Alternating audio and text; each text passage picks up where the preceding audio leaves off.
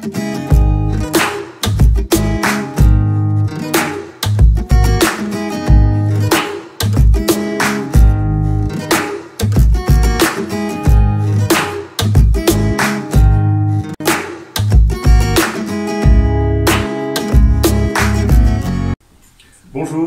et bienvenue dans notre émission Je prends ma vie en main grâce à l'hypnose.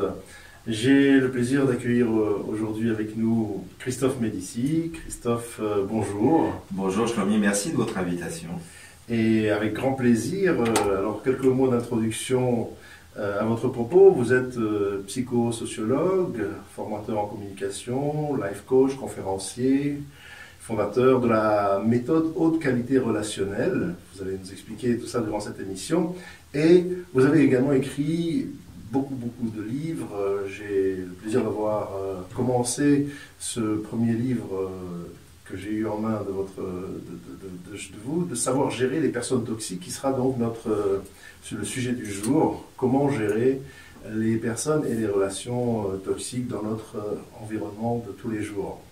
Voilà. Vaste programme, n'est-ce pas? Vaste programme, parce que c'est le programme de vie et qu'on n'apprend pas dans notre vie à gérer ces relations depuis qu'on est tout petit. En réalité, ça se passe déjà à la maternelle, je pense. Oui, vous avez entièrement raison, Shlomi. Je pense que tous nos amis auditeurs vont comprendre que quel que soit leur âge, ceux qui nous écoutent, ça peut leur apporter. Pourquoi? Parce que vous l'avez dit, des personnes toxiques, on peut en croiser dès tout petit, dès, j'ai envie de dire, même la famille. Mettons tout de suite les pieds dans le plat. La famille, c'est le terreau des grands amours, mais aussi des grandes difficultés. Parfois, en parlant de personnes toxiques, on peut avoir eu qui un parent, qui un père, qui une mère rivale, qui lui était toxique. On n'ose parfois pas le dire, mais ici on est là, on est des thérapeutes, n'est-ce pas? Voilà. Donc on est là pour dire les choses telles qu'elles sont. Et il est vrai que le système scolaire, tel qu'il est fait en France, auquel je peux parler que du français, a des savoirs fondamentaux qu'il transmet. Mais alors tout ce qui est de l'ordre de la communication, de la relation, de ce qui se passe entre les individus, ça, il est aux abonnés absents, il faut dire la vérité. Hein. Voilà, et c'est le système scolaire, alors on peut étendre cela à beaucoup de pays occidentaux en tout cas, peut-être qu'ailleurs ça se passe mieux ou peut-être pas, ça dépend, mais ici je sais qu'on essaye de faire au mieux d'apporter un appui psychologique lorsqu'il y a des problèmes, mais c'est trop tard lorsqu'il y a des problèmes, parce qu'il faut les prendre en les problèmes. La vraie question, vous avez vu, j'ai mis en exergue une de mes phrases préférées de Voltaire, qui est quand même l'homme du siècle des Lumières, qui disait « Plus les hommes sont éclairés, plus ils sont libres ». Or, des émissions aussi passionnantes que la vôtre sont là justement pour éclairer les individus. Je crois encore peu ou prou à la dimension éducative des médias, moi, Shlomi, tout en n'étant pas dupe. Pour rester lucide, 95% des choses qui à la télé, qui à la radio, ne sont pas là pour éclairer les gens.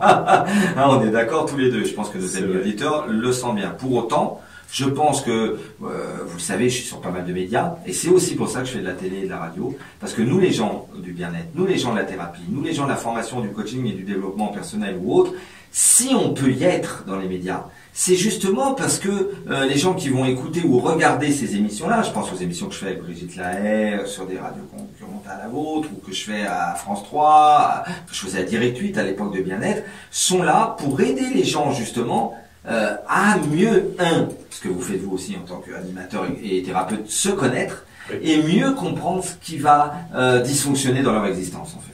Exactement. Bon, donc on va donc remercier IDFM Anguin et les autres radios. Ce ne sont pas des radios concurrentes, ce sont toutes des radios sœurs. Voilà, ce sont des moyens de connaître un peu mieux et de savoir apprécier ce qui nous arrive dans la vie de tous les jours pour pouvoir gérer ces personnes toxiques. Alors comment ça se passe? Ça peut se passer donc par une manipulation, une domination, de la jalousie, de l'emprise. C'est partout, que ce soit au sein du couple, que ce soit au travail, que ce soit en famille, que ce soit avec les amis. On a des relations malsaines ou des liens malsains qui sont là. Est-ce que j'aime dans ce que vous dites là, Shlomi, c'est effectivement faire cette distinction entre des personnes toxiques, peut-être que pour nos amis auditeurs, on va donner pour les faire un petit peu rire quelques profils de personnes, et l'autre mot qui pour moi est très important, c'est les relations toxiques. Parce que vous l'avez dit, je suis l'auteur de cette méthode qui est aussi une méthode de formation. Hein. Je transmets pendant des stages de 2 jours à la haute qualité relationnelle des outils relationnels. Or, souvent, on peut se dire, ce sont des relations qui sont toxiques, n'est-ce pas? C'est pas forcément un individu. Or, on force de constater qu'une relation, on n'est pas 2, on est 3. Il y a je, Il y a tu et il y a la relation. Exactement. Et en tant qu'adulte, si on est dans une relation toxique, qui dans la vie privée, qui dans la vie professionnelle, si on reste dans cette relation, je le dis, on en est co-auteur, co-garant, co-scénariste et co-responsable parce qu'on est dans la relation. Alors, expliquez-moi un peu, Christophe Médicis, comment vous êtes arrivé à comprendre et à pouvoir gérer cette gestion-là, de ces relations-là, à définir tout cela? Alors en fait, pour être sincère, votre question peut être vue sur plusieurs angles. Elle est complexe, votre question. Elle peut être très implicationnelle, et dans ce cas-là, je parlerai de mon histoire de vie. Parce qu'on ne parle jamais aussi bien que de choses qu'on a pu éprouver, je veux le dire. Et comme disait Confucius, l'expérience des autres est un peigne pour chauve. J'adore cette phrase, parce que je veux dire que les choses qu'on vit, elle est pas mal. Puis il y a les choses qu'on a lues dans les livres, c'est pas la même chose. Hein, donc voilà, c'est peut-être certainement parce que moi j'en ai vécu beaucoup des relations toxiques et ce depuis tout petit, que j'ai pu devenir entre guillemets, avec beaucoup d'humilité, un expert de ça. Et deuxièmement, parce que je me suis dit, je veux dire, le but d'une vie pour moi, et vous le savez, Shlomi et tous nos omni-auditeurs vont nous comprendre, c'est d'aider les êtres humains et soi-même à transformer ses rêves en réalité. Voilà. J'ai des rêves, j'ai des objectifs, peu importe le mot qu'on emploie, un rêve, goal, objectif, c'est en tout cas d'atteindre des objectifs. Oui. Et les personnes toxiques dans une vie, elles sont là pour faire exactement l'inverse. Elles vous empêchent de transformer vos rêves en réalité. Parce qu'elles veulent pas. Prenons un exemple concret. Vous savez, une relation, ça vient du latin relatio, qui veut dire relater. Donc une relation, c'est toujours une histoire qu'on se raconte avec quelqu'un. Or, ça a toujours une durée de vie, une relation. C'est toujours un pari. Ça dure 1 mois, 1 an, 10 ans, 15 ans, 20 ans, toute une vie, on ne sait pas. Si elle est toxique, prenons, pour être très concret avec nos amis auditeurs, prenons Jean et Hervé. Jean et Hervé sont père et fils. Jean est le père de Hervé, qui est le fils. Ils s'aiment, on est bien d'accord. Ce n'est pas une histoire de sentiment. Ils s'aiment. Jean aime son fils Hervé et Hervé aime son père Jean. Pour autant, la relation qu'ils vivent depuis 20 ans, Hervé a 20 ans, est toxique. Or, que se passe-t-il? Là, nos amis auditeurs nous comprennent, on peut aimer quelqu'un très fort et vivre avec cette même personne une relation toxique, Shlomi. Il faut faire la distinction, autrement dit, dans la méthode de qualité relationnelle, entre ce qui est du domaine du sentiment, c'est terrible à dire, hein, et ce qui est du domaine de la relation. Ce qui est valable aussi, on en parlera peut-être tout à l'heure sur les couples, la vie amoureuse. Certaines personnes s'aiment et vivent ensemble une relation très toxique. Oui, parce qu'en fait, c'est le lien qui est malsain. La personne peut ne pas être malsaine, elle, avec d'autres personnes, mais son lien n'est pas sain. Et il faut. Alors peut-être on peut définir justement comment on définit une relation toxique. On peut se poser des questions. On peut se poser des questions à soi-même. Alors, ça va être très bien pour nos amis auditeurs. Comment savoir qu'on est dans une relation toxique ou pas, hein? On va pas leur dire, oui, page 5 de votre livre, évaluer le test, évaluer la... C'est à la page 28. Oui, oui, aux collections d'angles, l'auteur qui est venu pour vendre sa cam. Non, peu importe, je m'en fiche. On est là pour éclairer nos amis auditeurs qui nous font l'honneur de nous écouter. D'abord, soyons très simples. Quand tu es dans une relation toxique, c'est une relation qui vous empoisonne l'existence. Point. Parce que toxique, ça vient du latin toxicone, qui veut dire poison. Et vous savez d'ailleurs, si on reprend encore même l'histoire, vous savez ce que c'était toxicone? C'était le poison que les archers romains mettaient au bout de leur flèche pour tuer l'ennemi. Alors si c'est pas une relation toxique. Alors maintenant, disons très simple dans la vie. Dans la vie, une relation toxique, tu le sais, lorsque tu es dans un inconfort personnel quand tu es dans cette relation. Inconfort physique. Tu es en tension, tu as du stress, un confort émotionnel, tu as des émotions négatives, et voire même un confort, j'ai envie de dire, psychique. C'est-à-dire que quand tu es dans une relation toxique, tu n'es pas confortable. Et puis, deuxième définition pour nos amis auditeurs, pour qu'ils le comprennent, tu te sens peu ou prou, je dis bien peu ou prou, hein, Shlomi, sous l'emprise d'une personne quand tu es dans une relation toxique. Autrement dit, toute relation toxique est peu ou prou une relation d'emprise. Que tu te sens sous l'emprise, qui d'un manager, on va parler tout à l'heure de la souffrance au travail, qui d'un mari, qui d'une femme, qui d'un frère, qui d'une sœur, qui, je ne sais pas moi, d'un copain, d'un ami. On a des faux amis parfois. Je me dis, comment on a pu se tromper sur des amitiés? Eh bien, vous êtes, chers amis auditeurs, déjà, vous avez des stigmates d'être dans une relation qui est toxique pour vous. Oui, tout à fait. Tout à fait. Et il y a aussi, bon, on va en parler, mais il y a aussi pire que ça, je dirais. Est-ce que c'est possible? Pire que ça, c'est quand on a terminé et qu'on a coupé la relation toxique avec un individu ou une personne, on entretient quand même le lien à l'intérieur de soi qu'on n'arrive pas à couper parce qu'on est toujours esclave et dépendant psychologiquement de cette personne. C'est pas bon, je vais apprendre qu'être hypnothérapeute qu'effectivement, vous voyez très juste qu'une relation est même pas forcément terminée si la personne, on ne la voit plus de visu en réelle présence. Le travail est à faire entre soi et Bien soi. sûr. Vous avez Exactement. absolument raison. Exactement. Prenons l'exemple de Jean à nouveau et Hervé. Imagine au bout d'un moment, Hervé tire le égal, dire mon père m'aime, mais la relation est toxique et j'arrive pas à déployer mes ailes, j'ai 20 ans et à atteindre de nouveaux objectifs parce que la relation est, je décide de prendre du champ. Et même, voire pire, ou mieux, si on, suivant l'on comprend, je décide même de ne plus le voir, ce papa, même si je l'aime. Ouais. Bon, vous avez raison, Shlomi. Ce papa-là, Jean, il est toujours dans la tête d'Hervé. Oui, bien sûr. Et donc Hervé va devoir faire le travail sur lui, qui d'aller voir un thérapeute tel que vous dans votre cabinet, ou faire des séances de formation comme les nôtres, et on est complémentaires, parce que vous allez être sur le pourquoi, moi sur le comment, vous voyez ce que je veux dire. Vous allez essayer de lui aider à nettoyer son passé. Hein. J'adore cette phrase de Goethe qui disait « Tant qu'on n'a pas compris son passé, nous sommes condamnés à le répéter ». Elle est belle, hein. Ouais. Eh oui, il faut comprendre son passé pour ne pas le répéter. Et que veut dire comprendre?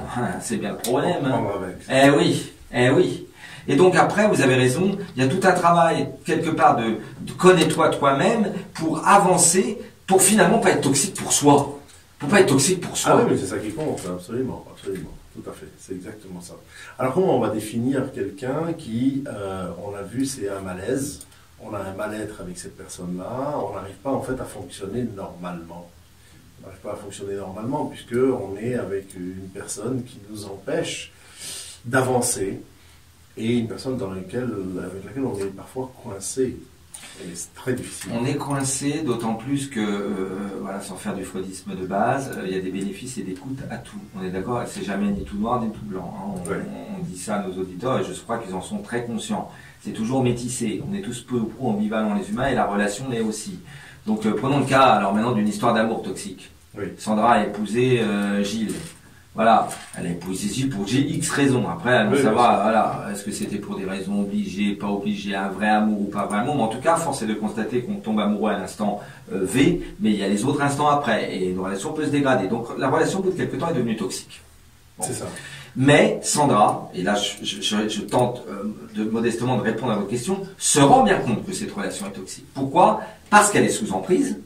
Parce qu'elle est avec un mari qui ne l'aide pas à déployer ses ailes, au contraire, lui dit, alors vous savez, dans la méthode haute qualité relationnelle, quand la toxicité, ça passe par la communication interpersonnelle. Donc il lui envoie des messages toxiques, que j'appelle pour nos éditeurs, on va dire, des toxicomes, des messages de dévalorisation. T'es nul, Sandra, tu fais mal à manger, tu sais pas t'occuper des enfants, que sais-je, moi, d'accord? Ouais. Bon. Et vous avez raison que parfois elle a du mal, même là, alors que la relation est toxique, elle s'en sortir. Pourquoi? Parce qu'il y a tout le reste.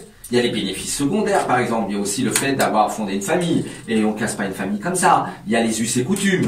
Il y a la morale. Il y a le poids du surmoi. Il y a les parents. Il y a tout ça. Il y a les bénéfices secondaires matériels. Ah oui, mais lui et moi, on a acheté une maison secondaire. On a des biens en commun. Enfin, vous voyez, c'est très complexe pour un individu. On n'est pas là à dire, nous les coachs, vous les thérapeutes, et dites donc, la relation est toxique, quittez-le. Parce que, si on est jeunes, ils disent c'est touchy. Hein. Faut faire attention. C'est à quel moment. Par contre, moi je pense que ne restez jamais très longtemps dans une relation qui vous tue. Parce que si vous ne prenez pas la décision à un moment donné et puis après l'action de la quitter, ton corps, c'est pas vous que je l'apprends, je suis au milieu thérapeute, va l'exprimer et tu vas faire qui une maladie psychosomatique ou qui une autre maladie plus grave. C'est notre ami Michel Odoul qui avait écrit dis-moi où tu as mal, je te dirai pourquoi.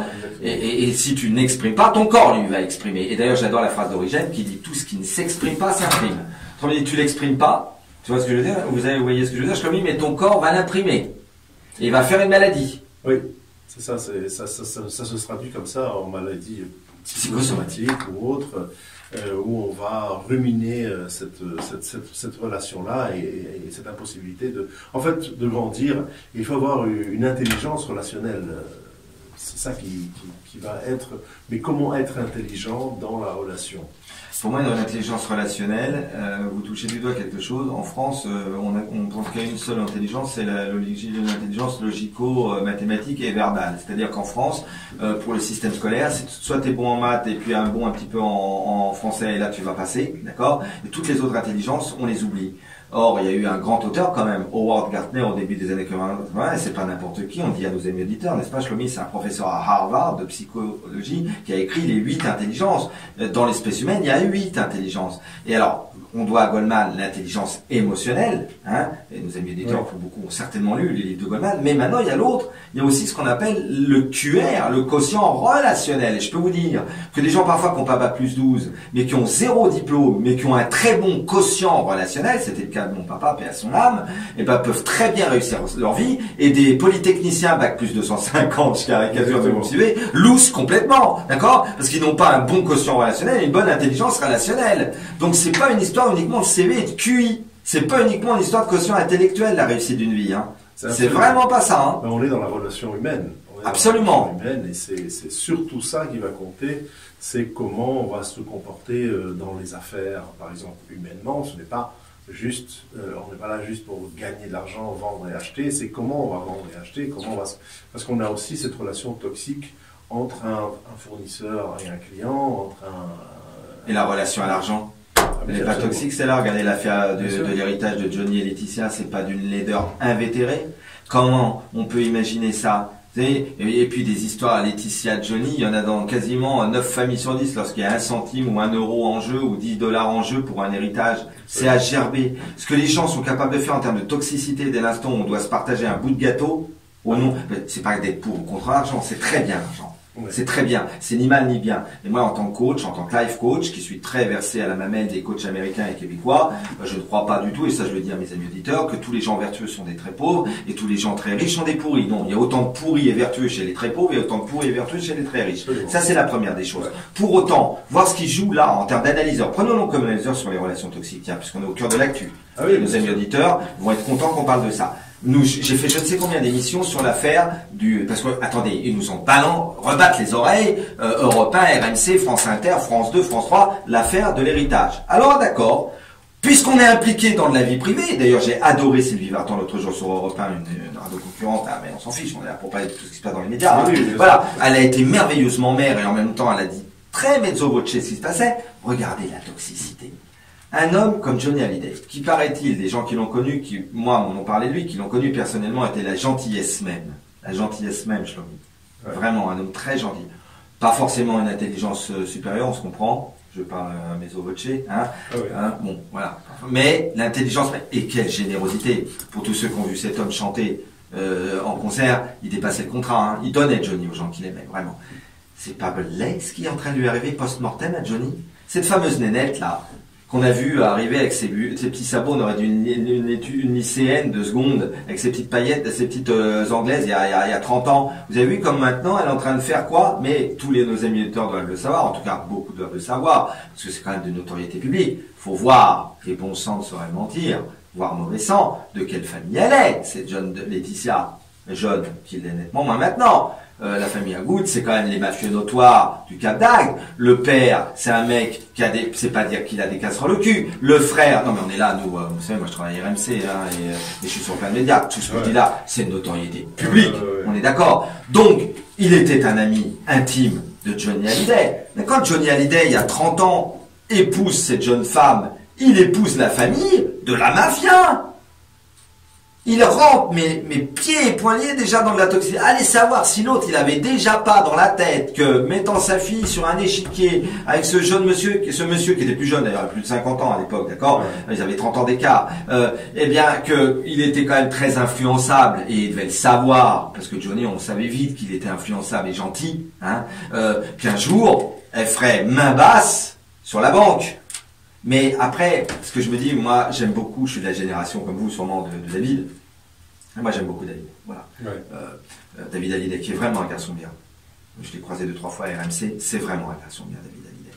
Et c'est un vrai musicien, lui, excusez-moi. Et lui, il a fait son pardon à son papa. Hein, ouais. Quand il lui a écrit 100%. C'est se dit en passant, chers amis auditeurs, le disque qui a été le plus vendu de tous les disques de Johnny. Et c'est toutes ces chansons qu'il a faites avec son père. Vous imaginez ce que son père, via ça, fait à son fils. Et mettons aussi Laura dans l'affaire, la fille. C'est-à-dire, je te renie post-mortem. Tu n'es pas mon fils, tu n'es pas ma fille. Moi, je ne peux pas, et j'ai bien aimé ce qu'a dit Sylvie. Elle dit, j'ai bien connu Johnny, c'est mon premier grand amour, j'étais 20 ans avec lui. Je ne peux pas imaginer l'homme que j'ai connu capable de faire ça si on ne lui tient pas la main pour le faire. Voilà. Mais après, prenons-le comme analyseur. Où est l'amour là-dedans, Shlomi? Je vous pose la question à vous en tant qu'hypnothérapeute. Et l'amour, une question à la Jacques Chancel. Et l'amour dans tout ça? Eh ben dis donc, il est loin l'amour. Hein. L'amour des parents pour leurs enfants. Même l'amour de Laetitia, pour ce qu'elle disait avec l'amour pour Johnny. Où il est? Vous voyez mon œil là? Parce que si tu as de l'amour pour quelqu'un, post-mortem, parce que ça casse, tous les fans de Johnny, peu ou prou, ça casse l'image de l'homme. Forcément, vous êtes fan de, même si vous êtes fan de Johnny, vous dites, mais quoi, il a été capable de faire ça, renier son fils aîné, renier sa fille, Laura, à qui il avait écrit, oh Laura, cette si belle chanson, mais c'est pas possible. Moi, alors là, je sais pas ce que vous pensez, mais comme analyseur, les héritages, pour parler des relations toxiques, oui, tout à fait. mais il y a un poème à écrire, il y a un livre de psychosociologie à écrire, l'héritage. Ouais. Point. L'héritage. Parce que, encore une fois, et là je dédouane pas le reste de l'humanité, des affaires Laetitia Johnny, enfin héritage, hein, oui. C'est dans tout Anguin, qu'il y en a dans tout le Val d'Oise, dans toute l'Île-de-France, dans toute la France et dans le monde entier. Bien sûr. Ah oui, les familles sont déchirées, entre-déchirées par le rapport toxique à l'argent et c'est absolument malheureux d'en venir là. Voilà, très bien, on a un peu débordé du sujet, mais c'est très bien, c'est très intéressant. On va prendre une pause musicale et on revient tout de suite à notre sujet. Merci beaucoup, Christophe.